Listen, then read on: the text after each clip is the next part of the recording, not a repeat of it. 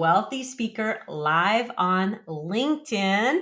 My friend and all-around nice guy, Doug Sandler, is here. Doug, welcome. Hey, Jane. I'm Hey. excited. This is my first LinkedIn Live, as long as I've been podcasting, but this is my first LinkedIn Live. I'm excited for it. Oh, that's very cool. Well, I'm happy to be your first. Okay, so here's a question. Yeah. Back when you were a DJ many moons ago, how did you get the crowd like whooped up? Oh Was my there gosh. anything that we could do from the DJ days on LinkedIn to kind of get people whooped up and started to engage with us? Do Well, tell. I don't know if I could actually do the cha-cha slide or the hustle or the songs, but I'll tell you, I played a lot of games when I was in the DJ world because I was a bar mitzvah MC. So we would play Uh, games like Simon Says, and we do hula hoop contests, anything that would get people, excited and ready to roll. But you do need like some sort of crowd. What would it be, like a crowd warmer? You need yeah. somebody to go through. Like a warmer upper type of thing. Hey, yes, yes, yes. Okay, crowd. If we have a crowd, and we never really know on LinkedIn, let us know that you're tuning in on the comments on Facebook Live, LinkedIn Live, or YouTube. Just let us know where you are in your podcasting world. Are you thinking about a podcast? Do you have a podcast now? Tell us the name. We would love to hear from you in the comments section so that we can pull you up on stage here in the chat. So, Doug, I thought we might break this down into like two chunks. And the first chunk will be very quick. The idea of being on other people's podcasts, Hmm. call those OPPs. And Yep. then two, we'll talk about hosting your own podcast. Okay, Perfect. so we've got actually somebody tuning in from Facebook. I don't know what their name is, but they're saying, hey, y'all, maybe they're from Texas. I do not know. We would love to hear more about you and where you are in your podcast world. So let's talk first about um, being on other people's podcasts. What would you Yeah. say is the benefit of that for people? Well, you're tuning into other people's communities, which is great because they've already built the know, like, and trust factor with their community. So all you're doing is tapping into a community that already has know, like, and trust for that specific host if they've been doing it for any measure of time. And Yeah. I would say you are now not just appealing to the one-to-one model, you're appealing to the one-to-many, kind of like speaking in front of a large audience. You're appealing to many people at one time. I love that. And I hadn't really given it a lot of thought, but when a podcast host has you on, it's like you're giving your guest your stamp of approval. You've Absolutely. had me on your show, I've had you on my show. So people who have that level of trust for you, for me, may now have that same level of trust for you.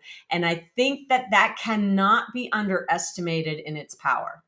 100%. The thing that I would say is let's give it a yes and. Yes, and you still need to be really clear and Yeah. precise about what your call to action is. You still really need to understand who your market is, who you're appealing to, and Yes. you've got to be ultra clear about your message. If you don't have, I call it getting to know your mom. If you don't know your market, your offer, and your message, doesn't matter whose show you're going on and how popular they are or how much trust they have built with their community, you're probably going to fall flat. So get to know your mom a little bit before you get on those other people's podcasts. I love that. I'm going to put that in our notes. You're going to see how quickly we can, let's see, where'd mom go? There we go.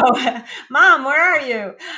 Market, offer, and message. And so when you go on to somebody else's podcast, that is something that you really want to make sure that you're bringing to the forefront. Okay. I don't think that we need, is there anything else we need to say about being on other people's podcasts? Because I really want to talk about hosting your own show. Sure, and I appreciate that. Let me just share one other little bit of information that is probably helpful for people if you are about to start applying to other people's shows. Don't go and puke your bio and your message and your offer and All right. everything to that host. Be really precise, concise. Let them know what you're looking for, why you're a good fit for the show, Yes. and go ahead and do a rating and review and screenshot it and send it to the host. Because if you do Oh, that ahead of time, that host is going to love you. You're doing exactly what you should be doing, which is getting closer to them, building the relationship with them before you actually get on So the show. good. So, so good. Rate and review, screenshot it and show it to them. That is a great way to do it. And we actually work that into a part of our process so that we are getting it on the other end. But if you want to get our attention on the front end, that might be a very, very good way. And when you leave a review, if it shows us that you actually have listened, even better. I was on someone's show yesterday, Doug, and he knew so much about me. I was incredibly flattered. I was so grateful that he had me on his show and exposed me to this entire world that I really wasn't a part of.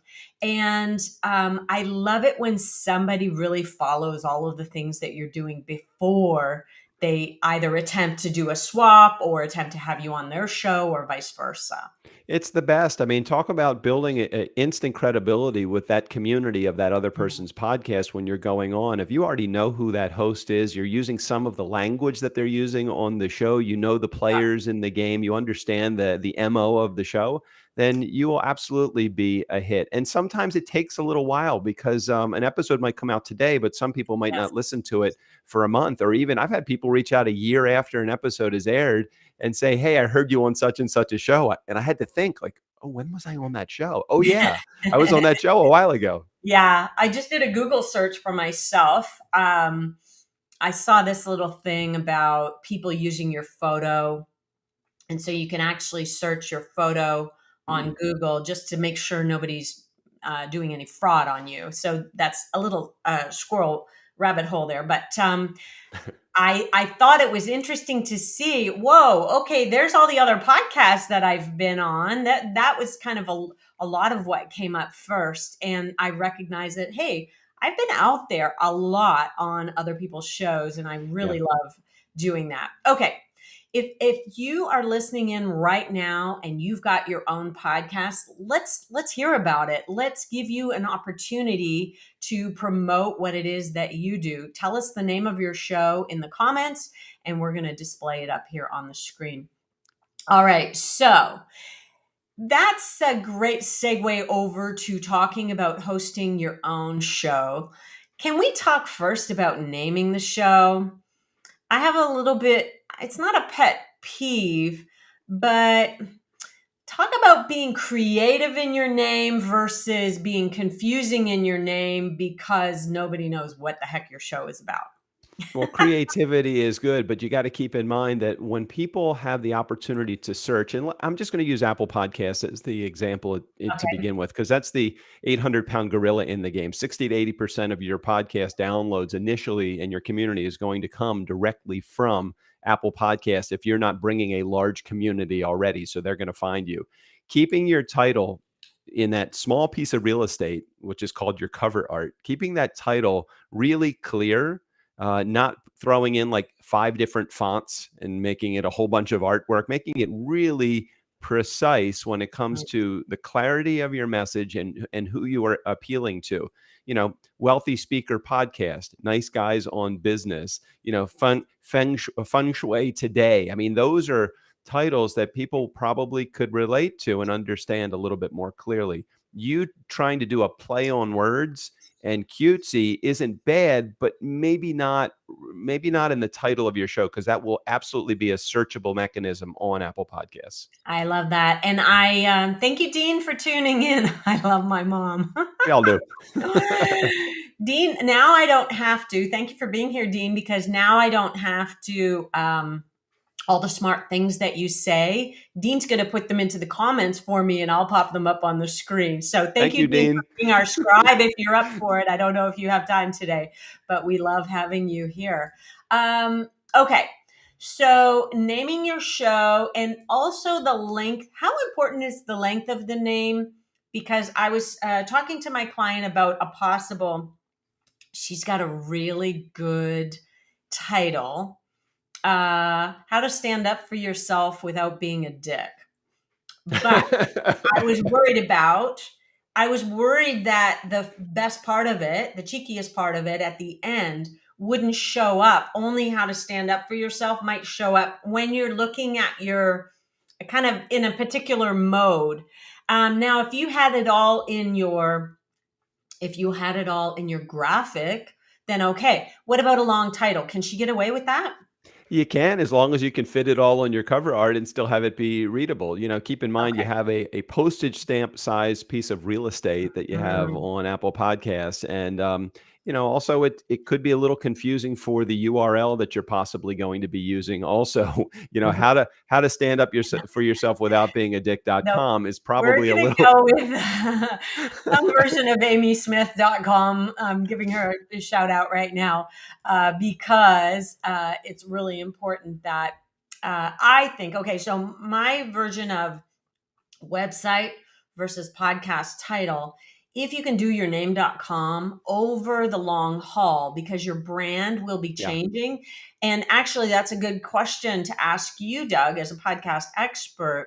Is it okay to change the name of your podcast? Absolutely. As a matter of fact, I would encourage you not to get stuck on that title in the early stages, because we have no idea what the community that you're going to build is going to look like. We have no idea who is in your community, and most importantly, if your business is connected to your podcast in some way, shape, or form, we have no idea what the people in your community actually are going to want from you. They may want professional speaking services, but they also may want consulting services. They also may want an online course. They may want any number of things. Mm, And just be aware when you get started that a lot of these things are going to shift. Your categories could shift. Your show description could shift. Your title could shift. Your cover art could shift. Really everything. So don't let perfect be the enemy of done. Just put your stake in the sand. Say this is what we're going to do, and just know that the sand may potentially shift. the sand may shift. Okay.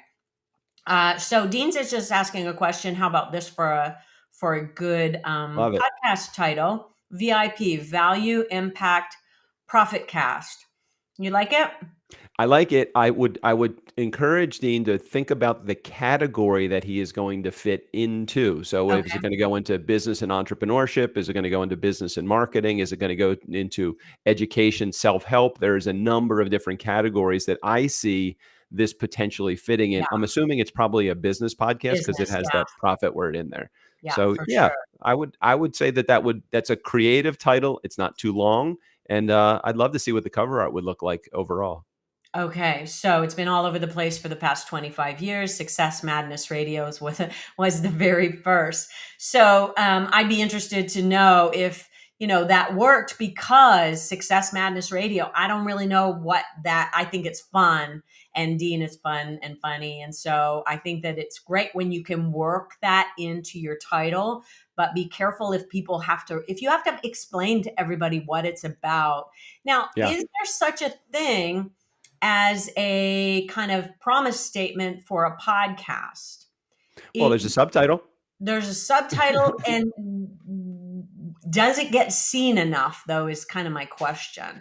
So it's Can you lean on the subtitle maybe a little bit if you needed to? so it's not going to be searchable through Apple Podcasts. The things that are searchable are going to be the title Okay. and your author line. Those things will be, and a lot of people try to jam like keywords into their author line. Don't do that. Apple Podcasts will ding you for it. You used to be able to get away with it because it wasn't a rule. Now their rule is no jamming in like keywords. Just your author line and your title are going to be completely searchable. Your description is where you can put your promise statement. Uh, you are, but what am I? Oh, He's that's a having that's a some good fun. title too. I think that was about me calling him a fun and a funny guy. So okay, that's really interesting. I think people do often try to pack too many things, like they put too much pressure on one thing to do it Yep. all. And the more clear you are on who your podcast is for, and you have a nice, concise name that allows people to see this is what it is and this is who it's for. Brilliant, brilliant, brilliant. Okay, so I would love for somebody just getting a show off the ground, or for those people who already have a show in place, for Mhm. us to just kind of walk through our process so that they can say, oh, I don't do that, or oh, I don't do that well enough. Like just to have like a little bit of a checklist for the process. So I'll tell you what I do, Doug, and then you do a Sure. lot more than I do. I'll tell you that right now. Um, I'm a lazy podcaster, and so We let's love you though, Jane. You're the best kind for us. let's walk through from step by step. So, number one, we have secure the guest, and we look at our guest. Number one, I farm that out to Monica. Monica kind of is my general manager of my podcast. And so I just name drop to her, hey, see if we can get so and so. And then she goes off and does all the magic. And the next thing I know, they're on my calendar. So, talk about how do you choose your guests? So I base them on topic. And of the last 6 months, 6 to 12 months, I actually am looking at a more broad and diverse audience as well. So topic and diversity are my two things that I'm looking for right now. Okay, so I handle things slightly differently, not because my system is better, it's just a different system. So I use my podcast, I would say 70% of the time, maybe even longer, more than that. 70% of the time, I use my podcast as a lead generation and business development tool. Now, different than one might think about lead generation, meaning I'm creating a call to action to my community to buy something from me. That's not what I mean when I say lead gen. I Okay. actually use my guest seat as a sales-based interview, let's call Okay. it. So when it comes to guest acquisition and guest management, I reach out to someone and listening to them with two ears. One ear is how can the message that they're sharing best serve my community from the Right. business perspective, business and entrepreneurship? And Right. how can the message that they are saying and the words that they are saying actually help me determine if they're pre-qualified to buy anything that I sell?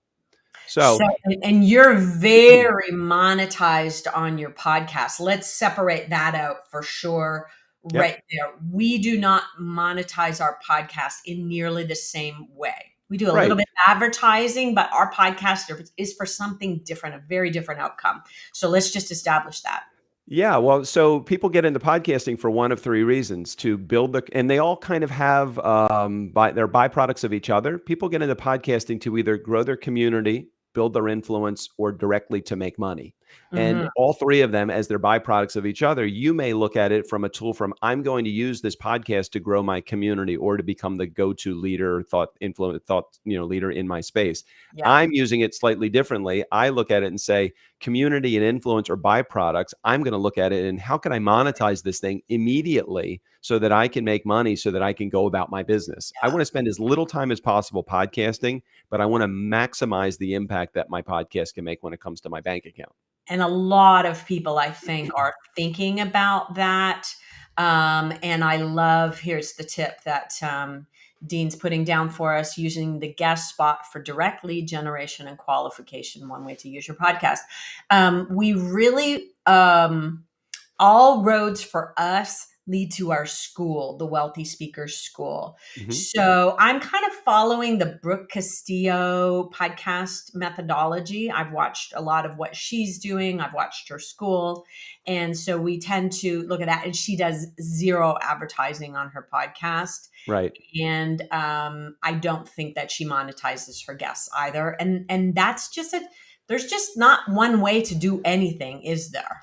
No, completely agree. We came up with this course, this mini course, and it's a free course. I'm happy to offer it to your listeners here on live. There's 5 ways to make money podcasting when it comes to what we do, and diversification is the key to all of that. Diversification in income is the best way to go. So, and I can just list the 5 really quick if you want me to, or I can Let's use it do it. And later. let's Okay. see if Dean, my scribe, is paying attention here, and we'll see if he puts them all up for us. Oh, absolutely. Cool. So the first way that I just mentioned was guest to client strategy. That is actually qualifying a guest to come onto your show based upon whether they have a good message and they can serve your business. That's number one. You got Second it? thing I want people to do is focus on opportunity in that guest seat. And again, a lot of it comes out of the guest seat. So it would be joint venture partnerships. You come on my show, we develop a relationship over 30 minutes, and I discover, man, this would be really cool to work on a really cool joint venture partnership, me and Jane. I wonder what there is that we could do together. Jane, would you be open to a conversation after this podcast interview to talk Love it. about those ways? Joint venture partnership. Another way is Okay. affiliate relationships. having somebody sit in that guest seat that has a product that complements but doesn't compete with my product or service. So if I have an accounting podcast, getting someone that maybe has a SaaS, a software as a service like QuickBooks or FreshBooks that comes on, a unique link is assigned to that guest on my show. I share the link with my community. That community member goes out and buys something. I get a piece of that sale. The best part about the affiliate relationship is that there's no deliverable for me as the host. The deliverable is on the guest. So we Right. got I love it. joint venture partnerships, we got guest to client strategy, we have affiliate relationships. Of course, we have selling products and services to our community. So that would be the example that you used earlier, your wealthy speaker school. So that's a great way. You create a call to action on your show, share it with the community. They buy something. That's an easy way to do it because you're the expert in your field. You're just continuing to share your expertise with your community. They buy something from you. I love And that. then finally, the way that most people think that podcasts are monetized, which is through advertising and sponsorship. While Mhm. it may only be about a 10%, 10% of our income that we use, that we actually get from our show, it is a way that we silently sell advertising and sponsorship to the people that either sit in the guest seat or in our community, or agencies reach out to us and saying, hey, I have a client that might be interested in advertising for your show. I don't pitch it at all. People do come to me for it, and it probably generates between $20,000 to $25,000 a year of income for us. So it's a Mm. great way to pay for the production and any of the ancillary, costs of the show. Well, I love that you said that. And one of the things that we've started doing in our podcast kind of questionnaire, our pre questionnaire that we ask people to fill out. So, number one, we developed this because of you, Doug. We now have right underneath our podcast a guest inquiry form that they fill out. And we ask good questions on there. And one of them is, have you ever had a coach before? And, Yeah. and like, how often are you speaking? And, are you happy with your earnings and that type of thing? And that actually allows me to see whether or not they might be a good private coaching client or at some other level for us. And so that works out brilliantly. Just last week, I actually was on somebody else's show and they ended up turning into a client. So it's like, you never know where these things You are going to come you from. just have to look for opportunity in your podcast, and it will absolutely find you. But if you're not looking for opportunity, if the only thing you're focused on is how do I put those products and services into the hands of my community, the people that are listening, you're missing out on so many other opportunities. If you looked at can you go back to that list for one quick Yeah. second? Because I'd love to just Thank you, share some Dean. numbers with you here. So the guest to qualifier, or guest to client, that represents about 50% of our income. Joint venture partnerships represents maybe 20% of our income. Mhm. Affiliate sales and sponsorship, each one of those is about 10%. So affiliate sales and sponsorship, 10%. So our podcast, I spend about 4 hours a week on our podcast, and Yeah. that represents about $250,000 of revenue that's able to be generated through our business. And so it is an easy way. 4 hours divided by $250,000. I don't know what the math comes out to, but Yeah. it's at least $1,000 an hour. And I'm like, I don't know anybody that makes that kind of money using their podcasting as a tool. That's really good. I have to go through my notes of our last meeting with you because you're making me think. Okay, Jane, you need to step up your game on some of these things. Let's just continue on. Thank you so much for documenting these, Dean. Let's continue on because I want to really talk through. Some people will say, "I don't have time to do a podcast." But I want you to know how many minutes I spend a week on my podcast, and then you can decide. So, our calendar is all automated. If you don't already have Acuity or Calendly or somewhat, what calendar do you use for Yeah. scheduling your Acuity. Acuity? Acuity is a more robust term version of Calendly. If you want something simple, then you can start with Calendly. Or if you want to upgrade, you can go to Acuity. That part is all automated. I do about 30 to 40 minutes of prep and then 30 to 40 minutes of recording time. And I typically only record 2 or 3 podcasts on a Monday.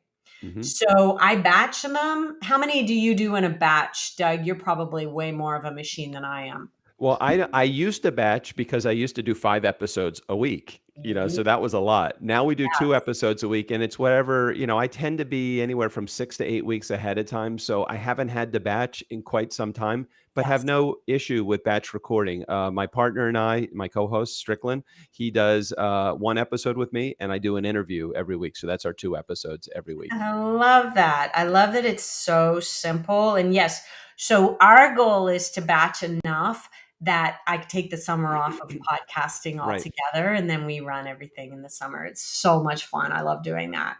So what happens next? So we book the person on, they go into the calendar, they choose a date on a Monday. Sometimes they're booking way out. We do the recording. It's 45 minutes. We don't actually edit our show. So it might be a 40-minute thing. And, yours. So let me be clear. I use Turnkey Podcasts as my podcast provider. And so at some point in my process, I'll tell you when, we will actually just hand it off to your team, our Hmm. podcast team, our PT.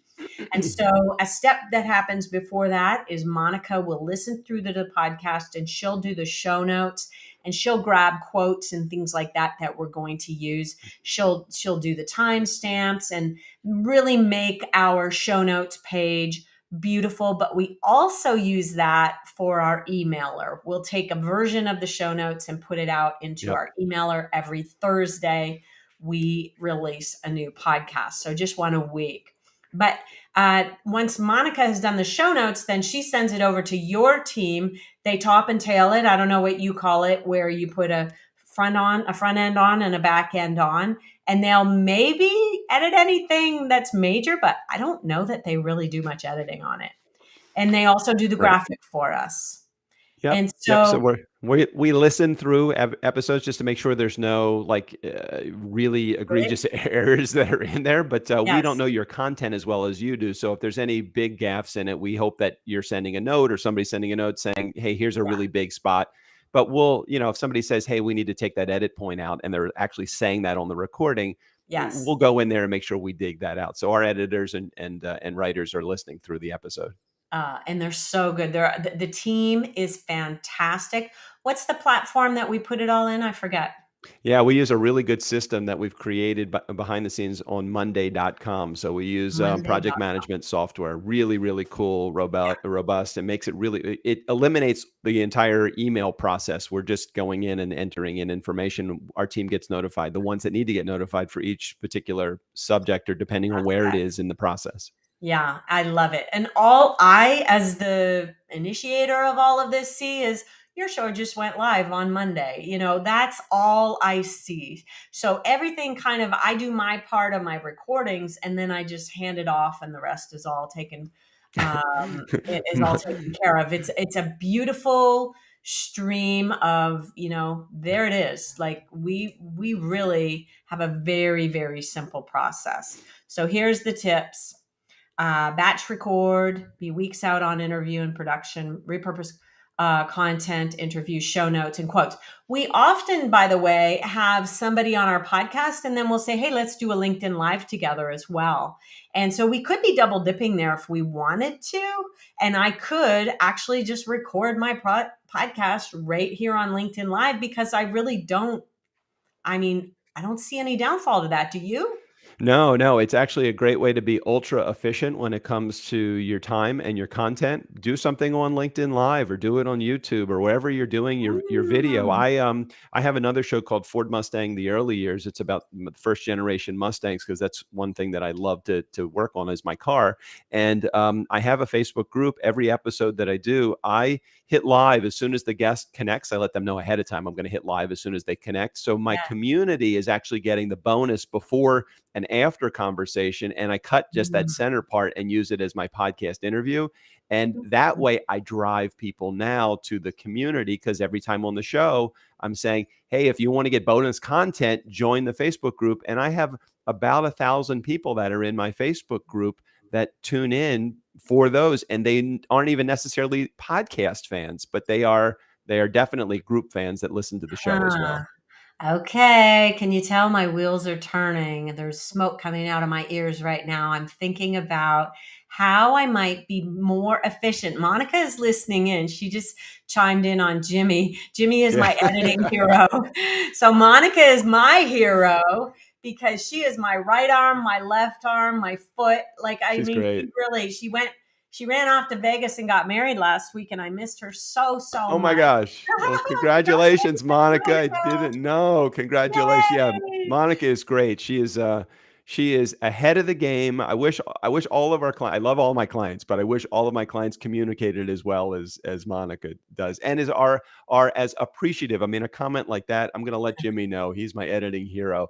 Yeah, I we love love. getting comments like that. Yeah.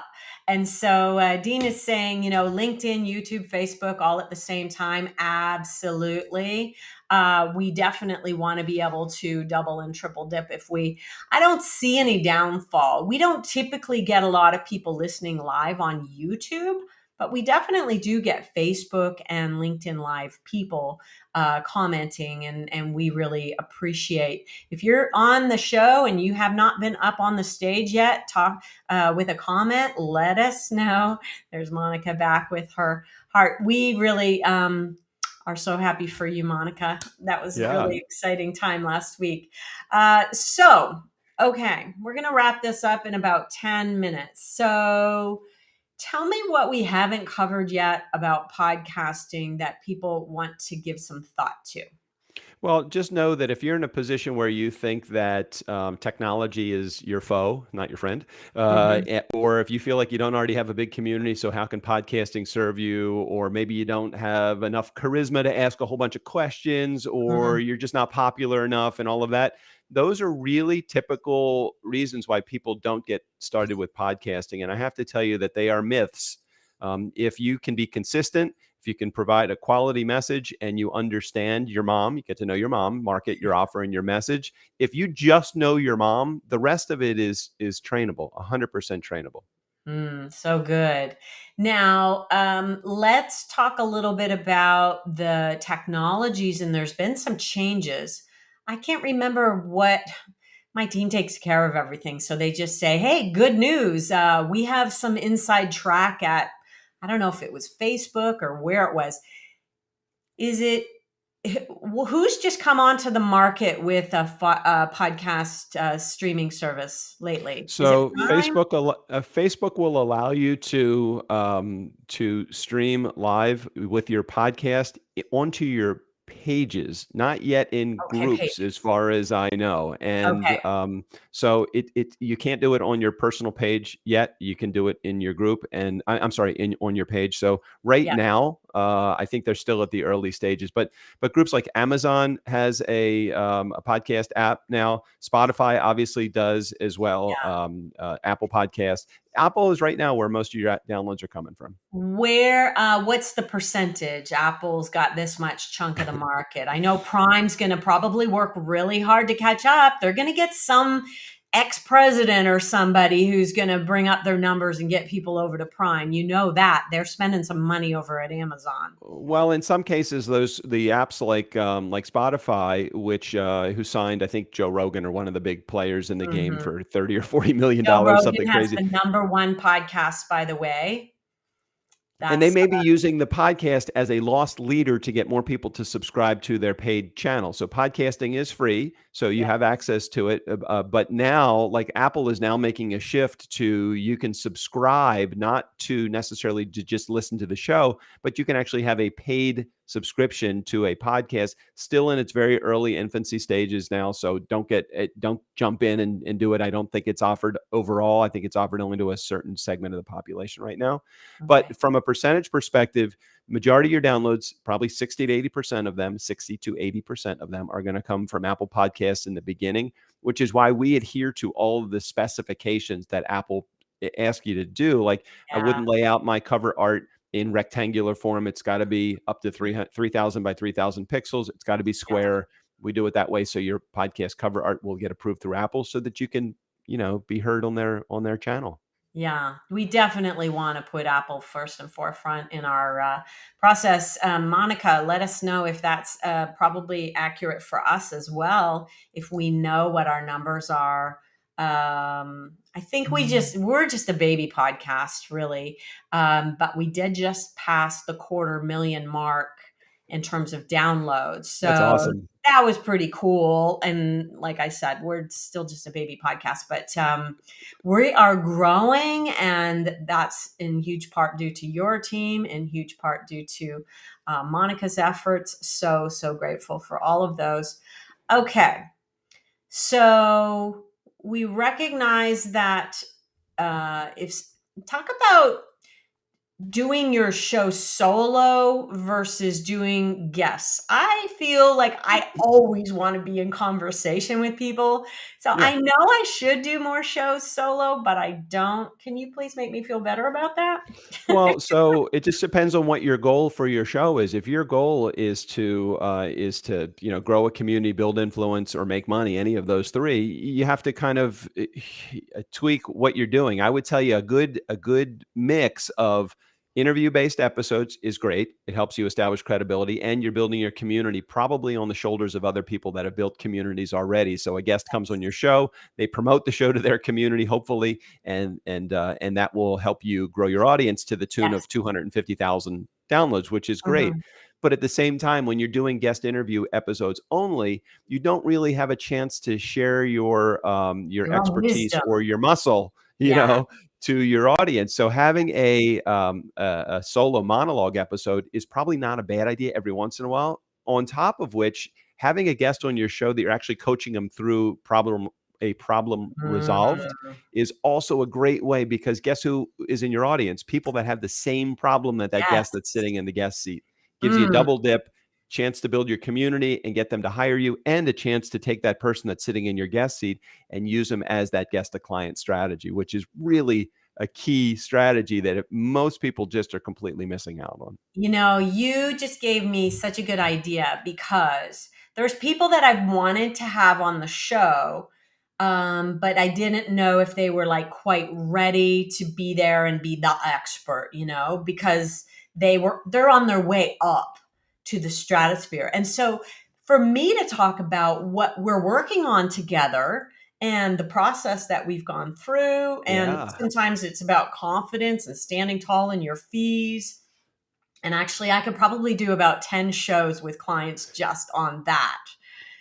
Pick That a lane. You can do a pick a lane. You can have a Yes. whole episode on pick a lane. And as a matter of fact, Jane, what's really cool about when you do that is that when you now have a prospecting conversation outside of your podcast, you can say, "Hey, I actually did an episode on that on my show. Here is the episode." Now they got them hooked to the podcast, and Oh, now good. you're selling them, and you're not even talking to them at the same time. All right. So I'm going to think about what are the top, maybe 5 questions that people really want to know. And then I'm going to pluck out clients and we're going to do shows on that. Yay, Doug. I knew you would give the gold. You always give the gold. You always get me thinking. And I just absolutely adore talking to you. Tell everybody. Now, we don't have any giveaway ready, but if they reach out to you, um, what would be something that we might be able to get Yeah. people involved with you? All right, so we'll do something on the fly and we'll make it work so that it works out well. And this actually exists already. So it's if you can just put another URL in there, it would just be turnkeypodcast.com/toolkit, all one word, all lowercase. If they go to my toolkit, you're going to get a few things. Number one, you're going to get the 5 ways to make money podcasting mini course, which is really cool. You'll also get, if you don't want to be on that side of the microphone, on the host side of the microphone, but you want to go to the top of our conversation that Jane and I had was, what can you get out of being a guest? I have a program called How to Be a Great Guest. So it's a mini course. It's free. You can have it. And also there's access to my schedule. If you say, "Hey, I really love this conversation. Can we take it further?" I'm happy to meet with you, a 20-minute conversation, and just figure out how podcasting can actually be profitable for you and your business. Brilliant. Brilliant. Thank you so much for tuning in, Mark Hain. Great to have you here listening in. Thank you, Marcia. Love having you here as well. Topic: convert podcast to sales. Yeah. Let me just put this out there. You spelled that wrong, toolkit, but not a took kit. It's a toolkit, but we're gonna take it. Let me just go back to the one here that I did, because that's going to give you the proper one. Yep. I am so appreciative of all of the things that you bring to the table. We've had you on the podcast many times. Yeah. And Doug Sandler, it's true what they say, nice guys do finish first, and you are a perfect advocate for that. Well, thanks, Jane. And it really truly all did start with you. I mean, I hired you as a speaking coach way back in 2015 when I first got started in the whole game. And you taught me all about the pick a lane and understanding my market. I mean, you really did create a lot of what I use today. I've just kind of revamped it and stole your ideas, Jane. Oh, that's okay. I give them away. I give them away. You go and do it, because what do? We then bring you in and we bring all your people with you. So go for it. Thank you, Jane. So thank you so much for your time today. If you've been tuning in, thank you so much for piping up on the comments. I've absolutely loved our activity today. And with that, we're going to say, see you soon, wealthy speakers. Thanks, everybody. Bye, everybody.